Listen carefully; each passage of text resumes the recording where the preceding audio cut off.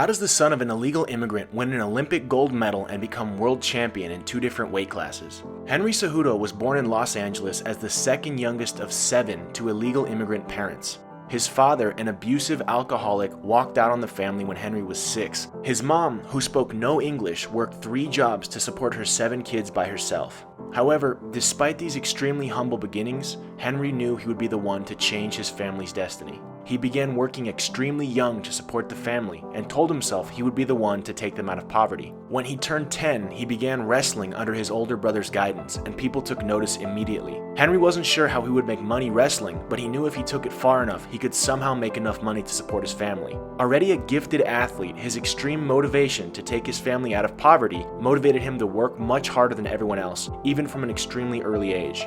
This would lead him to become a multiple-time state champion wrestler and be the first person invited to live at the Olympic wrestling training program at the age of 16. Still deeply driven by his desire to take his family out of poverty, he left behind everything to chase this dream. It would pay off as he would qualify for the Olympics in 2008. Ranked 31st and relatively unknown, he would go on to win gold at just 20 years old. The theme of this story would be the recurring theme of Cejudo's life, transforming hardships into fuel that drove him farther than anyone else. In other words, alchemizing his suffering. Alchemy is the art of transforming something useless into something useful. In the old days, alchemists turned lead into gold. Now, a more practical alchemy process is transforming the most difficult trials in our lives into positive change. Henry is a master of this. Coming from absolutely nothing, he used his difficult childhood as fuel. He promised himself he'd take his family out of poverty, and when he found the avenue to do so through wrestling, he was able to push harder and farther than everyone else he trained with and competed against.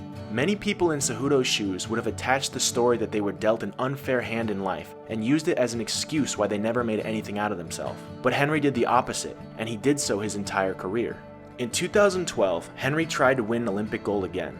However, this time he fell short and didn't even qualify for the team. Devastated, he faced an identity crisis. Wrestling was all he'd ever known and what he was good at, but instead of dwelling on it, he decided to use this loss as an opportunity to channel all of that energy into something else and began training in mixed martial arts. He quickly exploded onto the scene, going 10-0 as a pro. He was the next big thing at flyweight and challenged Mighty Mouse for the 125-pound belt. Despite Henry having early success, Mighty Mouse hit him with a sequence of vicious knees that would cause Cejudo to curl up into a ball, waiting for the ref to end the fight. Cejudo would describe this as the worst pain he ever felt, and felt it was the most humiliating loss of his life. Not because he'd lost so quickly, but because he'd quit.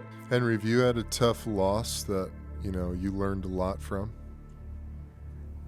Yeah. I'd say losing to Demetrious the first time when I fought him the first time. He beat me he knocked me out in 2 minutes, man. 2 minutes and 36 seconds. It's humiliating because you get hit to the body, dude. You're conscious and you're just curling up like a little girl. He hadn't been knocked out or put to sleep. He had taken pain he couldn't handle and gave up. It was, to me, the motivator was like, man, I don't want to feel that pain of losing no more. Mm-hmm. I hate it, man. I hate feeling second place. I hate feeling kind of somebody's looking over me. Someone's almost like a manhood challenge. And I hate that. This would light a fire under him to never quit again due to pain, and he would go on a tear. DJ and Cejudo would meet again 2.5 years later. In the next fight, DJ kicked Cejudo's peroneal nerve, which caused him to lose sensation in his foot, and he was unable to walk for a portion of the fight. Now, this injury has happened 2 other times in MMA. First to Michael Chandler. Despite being known for his durability, when this happened to him, he was quickly finished. Next, it would happen to Sugar Sean. Lower halves, Joe. We do measure leg reach right now. After his peroneal nerve was kicked, he would be finished quickly by Chito Vera. These 2 fighters didn't even make it out of the round before getting finished. Henry Cejudo is the only person this has happened to in a fight that has survived not just the round, but the fight. He went on to finish the 5-round fight and actually won against the greatest flyweight of all time. His first loss had taught him such an important lesson about fighting through pain that when it mattered the most, he was able to fight through one of the most debilitating injuries in all of MMA and win against one of the best ever. The first loss to DJ would end up being one of the best things to ever happen to him, not just for the resilience in their rematch, but also for his title fight at 135. Cejudo would move up a weight class and attempt double champ status, challenging for the bantamweight belt against Marlon Moraes. In this fight, he injured his shoulder at the end of the first round. I tore like 3/4 of my subscapularis here, and I took some of the bone with it. So I currently have a screw in my collarbone now. Yikes, man. So this all happened in the first round of our championship fight in the last 30 seconds. He fights the entire rest of the fight with one arm. Henry's stance switches so well it's hard to see initially because he would throw a series of right straights from orthodox, then switch to southpaw to use the same hand to throw jabs. He ended up not only surviving the fight, but finishing Marlon Moraes.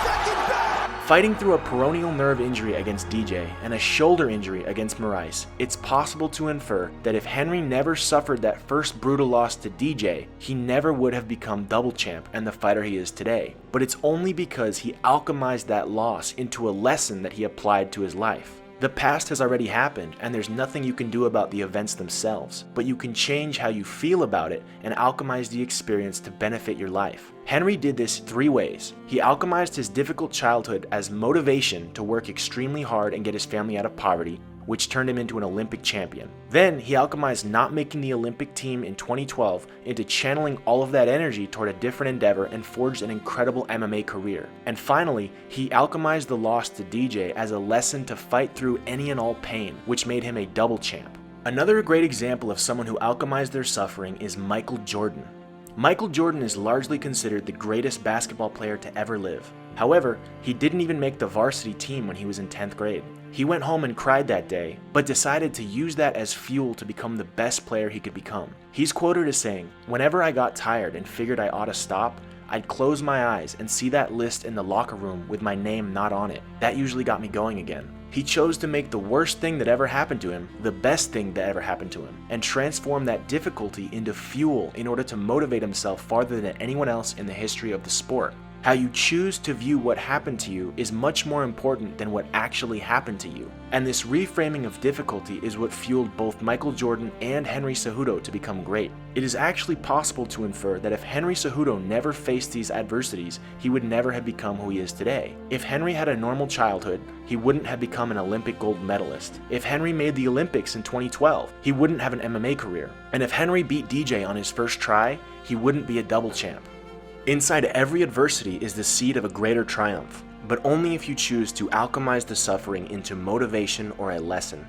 Hey, thank you for watching the video all the way through. If you made it all the way to the end, please leave a gold medal emoji